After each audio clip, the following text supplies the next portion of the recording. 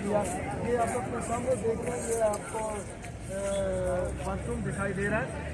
ये हुजूर सल्लल्लाहु अलैहि वसल्लम के चाचा थे, अबू लहब और अबू जहल। ये उनका यहाँ पर घर हुआ करता था, तो ये हुजूर सल्लल्लाहु अलैहि वसल्लम को तंग किया करते थे।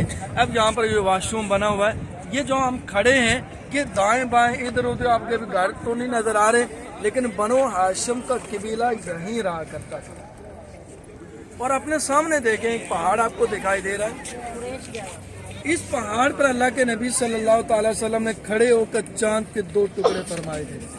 यहाँ से चांद के 2 टुकड़े अल्लाह के नबी सल्लल्लाहु अलैहि वसल्लम फरमाए थे। यहाँ एक मस्जिद बनाई गई थी जिसे मस्जिद हिलाली और मस्जिद बिलाली भी कहते थे। पहले यहाँ पर मौजूद थी, उसके बाद ये मौजूदा हुकूमत ने ये अपने यहाँ पर एक महल बना लिया है, अब वो नज़र नहीं आ रही है। और यहाँ इस महल के नीचे ही कहते हैं कि ये एक बुढ़िया का घर था, जो आपने वाक़ा सुना होगा उलमाए कराम से कि वो हुजूर सल्लल्लाहु अलैहि वसल्लम को तंग किया करती। चूँकि ये विलादत का हुजूर सल्लल्लाहु अलैहि वसल्लम हज़रत सैयदा खदीजा कुबरा रज़ी अल्लाह तआला का घर है, तो यहाँ पर हुजूर सल्लल्लाहु अलैहि वसल्लम रहा करते थे। तो यहाँ से जब हरम शरीफ की तरफ आते जाते तो वहाँ से गुजरते, शायद रास्ता वहीं था, तो वो औरत हुजूर सल्लल्लाहु अलैहि वसल्लम के ऊपर कूड़ा करकट फेंका करती थी। शुरता आ गया, अभी हम चलते हैं वापस।